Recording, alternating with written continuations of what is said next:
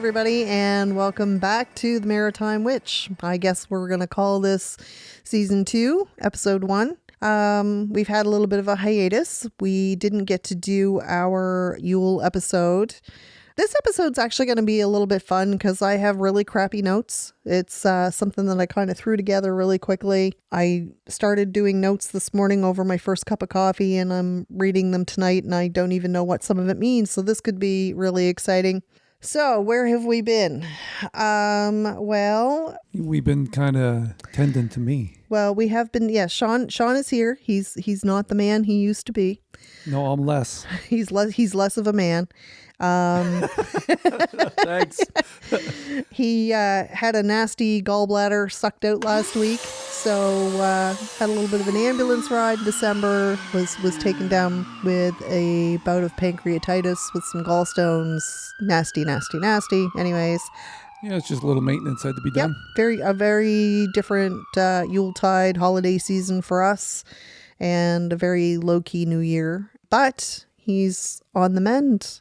I'm back. And is very much enjoying a bowl of cheesies while we are doing this. Food that he was unable to eat previously. Anyways, you guys don't want to hear all about what Sean can and cannot eat.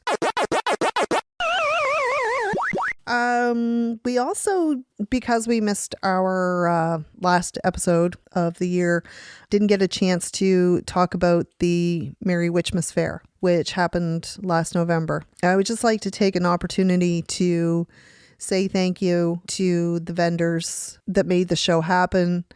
The customers and the community support was overwhelming. It was very, very busy. And thank you to the Chester Legion for once again being our host, and my kitchen witch, Anne. This was I actually had time to partake of the pizza this year, and I highly recommend that you come to Merry Witchmas 3 just for the pizza. Well, and I mean the rest of us too, but the pizza was absolutely amazing. Merry Witchmas 3 is already set in stone for 2024. It's going to be on November 23rd, again at the Chester Legion. I've added some tables. Fortunately, but unfortunately, I am already fully booked for this season. I have had vendors reaching out left, right, and center. And as much as I would love to accommodate everybody, I don't even know what size of a venue I would need or what it would even be involved in creating a show as big as the one that I could actually put on if I could include every single vendor, which I would love to do. So, stay tuned because, maybe that will happen one day. Other than that, I think that's kind of wrapped up last year. We hope that you all had a blessed Yule and a great holiday season and a happy new year. And we would like to welcome you back with us for another fun-filled season of the Maritime Witch. We have no idea what we're going to cover this season. Just going to kind of wing it and go from episode to episode. The content of this episode is going to be about a Book of Shadows, as well as we have said goodbye to the previous segments of the botanicals and the gemstones. We have kept the shout outs. I'm still holding out that somebody's going to do that marriage proposal. But if you have a shout out, remember to email themaritimewitch@gmail.com. And or you can even drop me a line on Messenger on Facebook under the Maritime Witch. I get a lot of messages that way. So okay, so let's dive into the Witch's Book of Shadows. So I personally, just my opinion, I feel that the Witch's Book of Shadows is probably one of the most important tools for you to have. There's a lot of other things that, they say that tools that you use in witchcraft. And I mean, you can certainly, buy all the tools or create the tools that you need, or you don't need to, which we have discussed previously. But a Book of Shadows, for me, because I am a solitary eclectic witch, I think it's important to have it as a record of your personal journey through your craft. So originally, the Book of Shadows was factored by Gerald Gardner somewheres in the late 1940s, early 1950s, which he utilized in the Bricket Wood Coven. And a Book of Shadows used by a coven, there was generally one copy that was held by the high priest or the high priestess.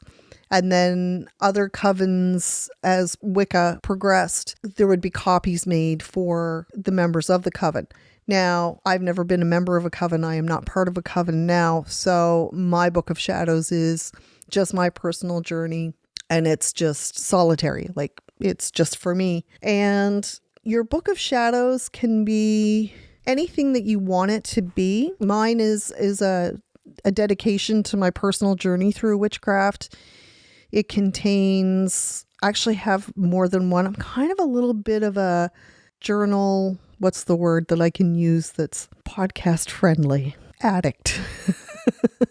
I'm a journal addict, so I like to do journals.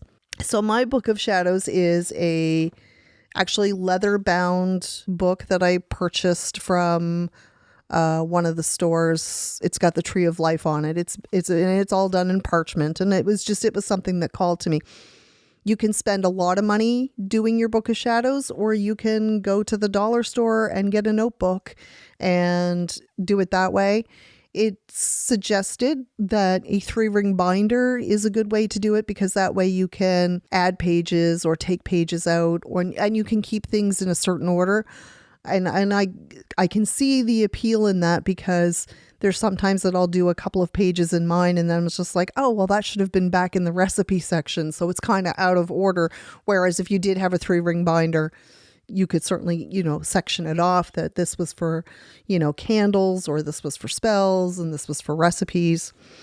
You can actually buy Books of Shadows pre-made and just kind of fill in the pages as you go. There's a lot of free printables on the internet. And there are also some very inexpensive journals on Amazon.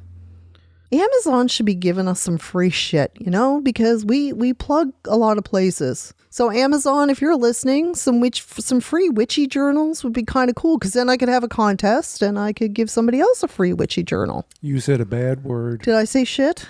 Yeah, no, actually you didn't. You're good. Oh, okay. You got me all sidetracked there. It happens. Oh my. It's also said that a Book of Shadows should be destroyed upon the death of the witch. Now, I don't know if that's fact-based or opinion-based, or why that's said. I don't know.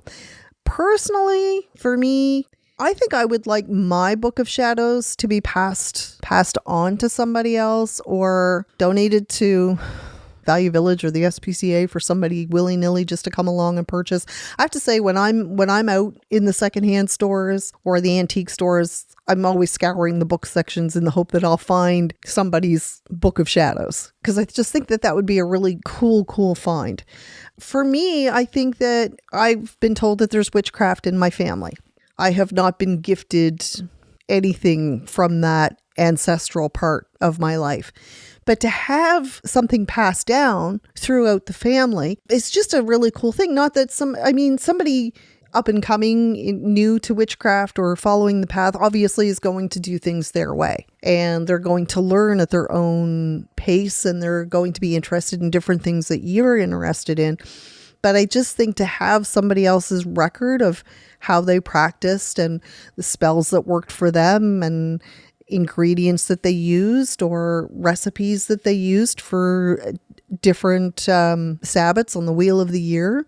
I've got recipes that we use for each Sabbat when we celebrate. I've got, can't remember off the top of my head, like oat cakes and some recipes I haven't tried yet. And I think it's just fun to have that to kind of pass on to somebody else moving down the road, rather than to have, and that's the other thing.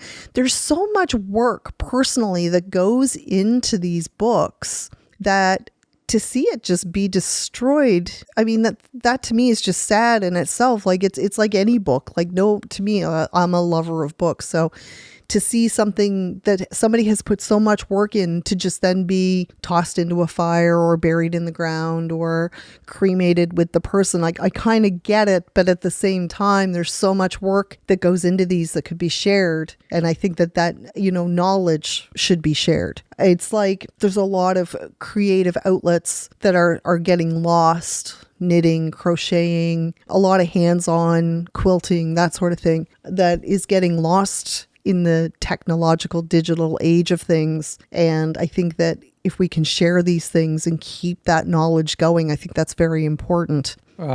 Just kind of wondering why they call it a Book of Shadows. Well, when Gerald Gardner created his Book of Shadows, it was actually first called Ye Book of Ye Art Magical, which I think then just kind of got translated to Book of Shadows. Because to the average person, calling it the Book of Shadows, So dark and sinister. Yeah, it almost makes it sound like it's dark and sinister or evil or something, right?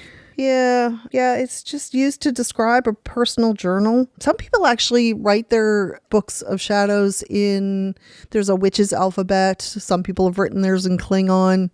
Some use an elf alphabet, elf, E-L-F, elf, fairy alphabet, and an elf alphabet. Okay, I'm just getting carried away here and silly. Just to have fun. Yeah, but that's a huge amount of work to have to, I actually have the witch's alphabet. And I mean, I certainly don't know it off by heart, but to do this entire book in like the secret code would be, a book of shadows if you're doing it by hand instead of, printing. And there's nothing wrong with printing off the pages. I have some pages that are printed off that I'm getting ready to add to my book of shadows. But it's a lot of work to start. No matter how you're doing your book of shadows, actually, it's a lot of work. But then to have to sit down and do it all in code, I mean, you may as well destroy the book. That might be fun, like treasure hunting for somebody in the future to try to decode what was written down. So I suppose then when they were coming up with the name, they were sitting around going, Book of Air? No. Book of Echoes? No. Oh, wait a second. I know. Book of Shadows. Yeah. It does kind of sound cool. Yeah, I'm not exactly sure where the phrase actually originated. Yeah, just sounds good. I think at one point it was also called the Book of Tree. I think I had that in my notes somewheres. Grimoire is another, however you want to call it. Okay. But, so junk journaling, scrapbooking. There's a lot of really great stuff coming out now for junk journaling and scrapbooking that you could also use in your Book of Shadows. Again, depending on how much you want to spend. I know that there's some controversy over whether you should order from China, not order from China. But to be honest, I mean, I have ordered from some companies from China. There's a lot of supplies that you just can't get here in Canada. I mean, I would love to support local business. I'm a firm believer in supporting local, absolutely 100%. But there's just some stuff that you can't get in any of the stores around here. And you can get that stuff very inexpensively. I've never had any issues ordering things from any of the companies. And the other thing that I stumbled across, it was actually a TikTok video. Somebody was doing junk journaling, and this kind of introduced me to doing that a little bit with my Book of Shadows, is an ephemera. Now, I had no idea what that was. So I hopped on Amazon, and to my delight, they have a lot of ephemeras. It's a book of scrapbooking pages that's been compiled and put together. They're usually anywhere from like 14. You can get quite elaborate with some of them. There's some great sticker books out there, but things are already like pre-printed for you. You can cut them out and glue them into your book. And they actually I have the witches ephemera. I have a gothic one. I have a vintage Halloween one. So yeah, there's some really, really, really cool stuff on Amazon. And I will actually link some pictures to this podcast on the Facebook page of some of the ephemeras that you can get. And so Book of Shadows can be as elaborate as you want it to be or as simple as you want it to be. Or it can even be digital. You don't even need to actually do a handwritten or scrapbooked or, physical copy. We are in the technological age, so you could have a dedicated flash drive or whatever it is you kids are using these days. So welcome to the modern age of technology. Exactly. I mean, I was going to say, you can burn it on a CD, but I don't think we can do that anymore. Record it on your VHS. Yeah. Yeah. So the other thing that I was going to say too is that your Book of Shadows is as individual as you are. So it can contain anything that you want it to. You could do separate ones. You could do a separate recipe book, a separate spell book. You could do one just dedicated to the type of witch that you are. If you're a green witch or a forest witch or a sea witch, I mean, you could make some beautiful, beautiful books. But yeah, it's all very, like I said, it's individual. It's you do you. And that's what this whole journey of witchcraft is for a lot of people. It's personal, and I think it's nice to have that journal to chronologically, well, that's the other thing. You could do it chronological, or you could be like mine, which is a little bit here, a little bit there, and completely out of order. And most times I am completely out of order. So is there such thing as a sandwich? A sandwich? Well, I suppose that would be close to the sea witch, but I don't think I'd want to call myself that. A sandwich? I'm a sandwich. I'm a sandwich. Would you like a sandwich? You haven't had a sandwich in a long time. No, I haven't. Now we're getting really, really crazy. Okay, so Book of Shadows. I know that this was kind of thrown up and awkward, and we'll find our groove. It's been a little while since we've been here. So moving forward, since we've kind of talked about the Book of Shadows, I think that's pretty much all I can say about that. Tell you what, let's go to an ad. Okay, who are we going to advertise today? We didn't ask anybody's permission. We'll just advertise somebody. It'll be something that we already played Amazon. before. We've already advertised Amazon. And here it is. Okay. Hey, are you looking for a unique gift for someone that you love? Or maybe you just want to treat yourself? Well, check out By the Cove Creations Wood Decor. Beautifully handcrafted wood designs for you and your home. By the Cove Creations in Marriotts Cove, Nova Scotia. Visit www.bythecovecreations.com. And we're back. So we also, because we got rid of the botanical section and the gemstone segments of the show, this year, we're going to do 2 new segments. That was the other thing that I forgot to mention earlier, is that there is no set schedule this year. Last year we tried to do every 2 weeks. So, but as we found out, life certainly can throw you a curveball here and there. So we're just going to do podcasts 1 a month for sure, but we might surprise you and do 2. We might do 3 a month. It's just kind of like whatever we can get to. But for the year 2024, 12 months of the year, we are going to do segments, one revolving around the full moons, and then the other one revolving around the signs of the zodiac, which conveniently there are 12 of each. So now we are going to go to the full moon segment of the podcast. Walk up the moon. So, January, full moon. So, in 2024, the full moon falls on January 25th, and the full moon for January is known as the wolf moon. The full moon in January is good for rituals that involve shedding the old and bringing in the new. The best day for the ritual is Thursday, but it can be cast in any of the 3 nights of the full moon. It is also known as the old moon or the quiet moon, just because it's in kind of like the still of the winter, and winter is a quiet, peaceful time. It is a time of purification, and this is a time that revolves around cleaning the slate. So again, out with the old, in with the new. It's also a time of cooperation, and around the January full moon, it is a good time to reconnect with old friends or family members that you haven't talked to in a while. So, pick up the phone, say hi, Mom, if you haven't called Mom in a while. Reach out to a friend that you haven't seen in a while, go grab a coffee and just catch up. This call is free. Call 1-800. What happens if you don't want to reconnect? Well, I'm just saying it's a good time to reconnect. I don't know. Don't do it. Because there's some family members you go, you know what? I haven't spoken to them in a while. Well, and there's a reason for it. Well, that is true. Reconnect with people that you like, that you miss. Okay, I could do that. Okay. So What are you doing Wednesday? remember, it's Thursday. Okay. Thursday is the best day. Oh, yes. Yeah. Okay. So Thursday, Friday, Saturday, in that realm of full mooniness is a good time to. Is that a word? It is now. Okay, cool. Mooniness. All right. And I do believe that is the end of our lesson on the wolf moon.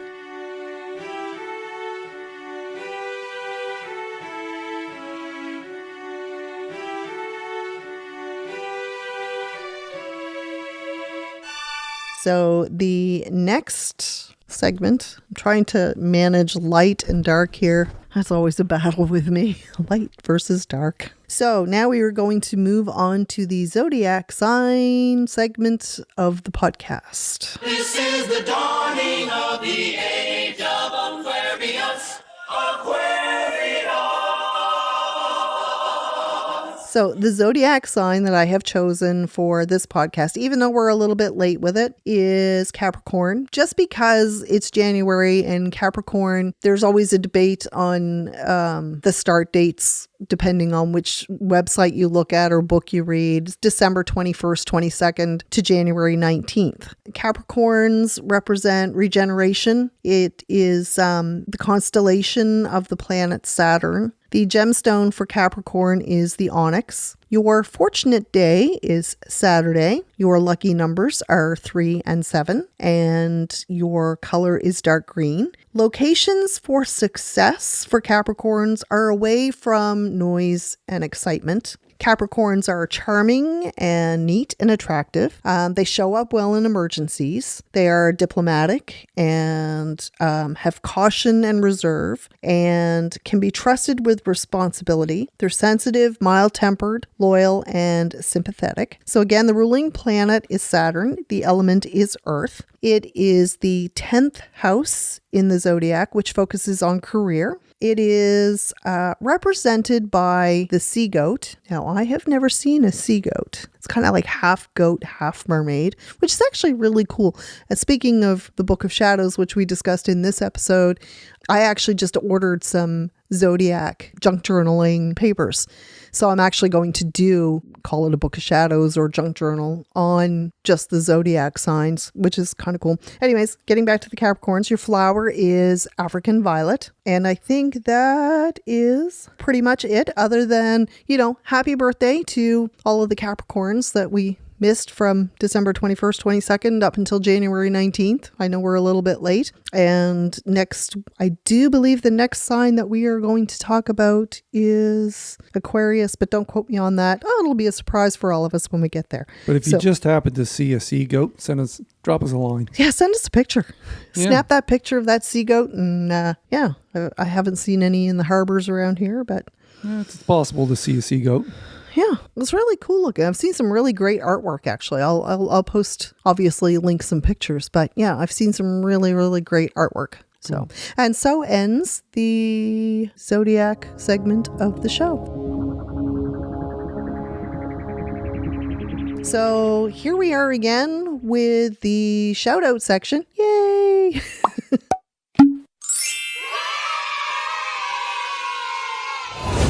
Yahoo! I love the shout out section. So we don't really have any shout outs quite yet because, episode 1, but I will tell you that so far I told myself that I wasn't going to have as busy a fair season this year as I did last year. And so far I'm booked into 9 shows. So I am going to be as busy this year as I was last year. The first one coming up is February 24th, which I'm sure we will give more details in the next episode, but just to kind of give you the heads up so you can mark it on your calendars, there is a spiritual fair at the Chester Legion. Details will follow because I'm not quite sure yet of the times. And of course, I'm sure weather permitting, it seems that Nova Scotia seems to be getting a storm every 2-3 days with snow followed by rain and high winds, which can piss off anytime. It's another bad word. I did say another bad word. I know you did. You're good. I know. With that blanket around you and that lantern in your hand, you look like you should be walking around a library in a Harry Potter movie. Oh, the dreams, the stuff dreams are made of. Oh, yeah. Speaking of libraries, we'll discuss that in the next episode. Cool. Actually, why don't we just end the show with that? So we discussed last season about how I had wanted to put in a library. Well, I did. I ripped apart pretty much 3 rooms, Pretty much. 3 days before you went into surgery. Yeah, it was like, okay, Our living room looked like an episode of Hoarders. it was like you can lift stuff right now. So yeah, Yeah, I had to get all the heavy lifting out of the way before he had surgery. it's all good. So, but the good news is, I should take a picture of that too, is that there was a lot of tough love. So I cleaned out the room that was my craft room. I cleaned out the Zen den. And like I said, we dumped everything into the living room. Sean said, oh, just take everything out, put it in the living room, and then put back what you want to keep. And I honestly could have cried when I stepped out into the living room because it was like, oh my God, this stuff did not come out of that little room. And yes, it did. So, but the good news is I now have a little library. Okay, so not really a library. I guess what I have with the number of books that I have is what is considered a personal collection of books, not an actual library. But you're working on the library. Well, I'm not really sure I have enough room because they say a personal library is, what is it, 1,000 books? Between 500 and 1,000 books? I think. And I have just slightly over 200. I don't even think I've ever. No, actually, I have. You've read a book? I've read a book. I've read 1 or 2 because, like I always say, any book that I buy comes. Dick and Jane? No. It was. I think it was called Shane or something. I don't know. Oh, I remember Shane. I think we all read that, didn't we, in grade school? But any book that I buy usually comes with a free pack of crayons. I'm the reader of the family. Yeah. Yeah. Yeah. So, but yes, we did count and I kind of lost count. Well, actually, because I found books and then as I was putting books on the shelf, I found several books that I had more than one copy of because I go to places like Value Village and secondhand stores and I see Witch and I buy it. And I was like, oh, I've got a witchy book. And it's like, oh, look, I already had 2 copies because... But now that I have my library kind of in place, my personal collection in place, I now know what I have. And I think that was the problem, was that I was just buying books, but I didn't really have any kind of organization to them. So, but yeah, so I'm happy because, and the Zen den got cleaned out a little bit and a little bit more room in there now to do charm castings and great place to have tea. Plus, it's like a renewed energy. Yeah, it is. It got a good deep clean, which it really needed. I'm not much of a duster.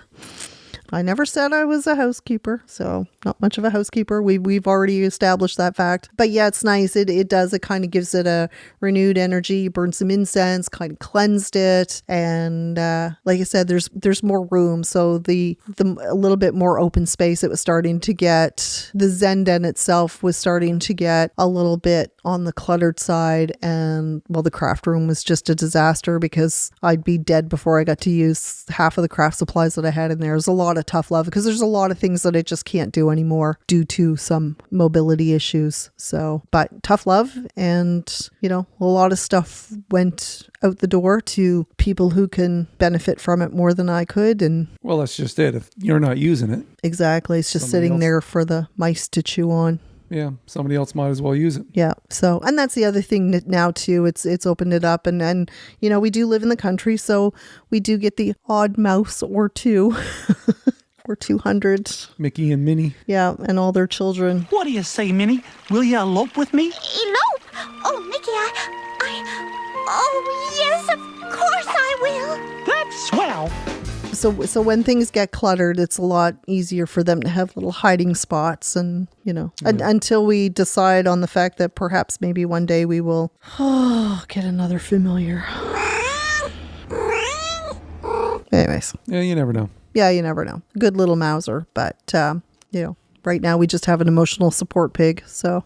That's a whole podcast on its own. That is a whole podcast all on its own. Yep. So I don't think we're going to go down the pathway of the emotional support pig. It's kind of left funny. Anyways, never mind. For now, we got the chicken. Pirate chicken. So I think that pretty much wraps up season It doesn't wrap up season 2. It wraps up episode 1 of season 2 Of The Witch. of The Witch, season of the Witch, the Maritime Witch. So if there's anything that you would like us to discuss, any topics that you would like us to cover this season, certainly send us a line at themaritimewitch@gmail.com. If you can recommend any insane asylums for me to go to. Or if you got any pictures of that sea goat. Pictures of the sea goat. I'm sure this season as well, because it was such a success last year, we will do another contest at some point with some delicious little prizes. I don't know. Just not going to give away the pirate chicken. Well, we could buy a new pirate chicken. No, that's my pirate chicken. I know that's your pirate chicken, but I meant we could buy a pirate chicken for the prize. I'm going to do up a podcast just for that pirate chicken. Just for the pirate chicken. It's called the Pirate Chicken Podcast. Ooh, that's actually kind of got a nice ring to it. The Pirate Chicken Podcast. And now I think there's going to be a lot of this that's going to get deleted, but I bet you anything that we are actually going to get some recommendations for that loony bin. Yeah. Yeah. As long as we can bring the chicken. Oh, well, yeah, and the emotional support pig. But you know what? We've had a lot of fun, and True. just trying to put the feelers out again. It's been a while since we recorded, so you kind of get into that little bit of an awkward zone for the first little bit. But yeah, so if you have any questions, shout outs, birthdays, marriage proposals, anniversaries, spiritual fairs. And proposals to other people, not to us. We're already taken. Yeah, we're happily married. Okay. Even though you're not the man you used to be. Yeah, I'm missing some of me. Missing that all-important gallbladder. Yeah. Yeah. So. Trust me, I'm not missing it. No, I know you're not missing it. I'm not missing it either. Yep. I think that wraps things up. Got a pretty cool new on-air sign. Makes us look professional in our own living room, even though it's just the two of us. Got a nice little lantern beside it. Yeah. Sean got his fragile leg lamp for Christmas. Well, it's not a lamp. It's a glass, but still. Yeah. From the Christmas story. Yeah. It was a rough episode. Yeah, now we're kind of acting like that, family member just doesn't know when to say goodbye and leave. Well, we will wrap things up. Next episode, not really sure. It's going to be a surprise. We will be back with the February full moon, the next sign on the Wheel of the Zodiac, and whatever shout outs we can come up with, or you can come up with. And in the meantime, may the universe find you safe, happy, and healthy. Blessed be.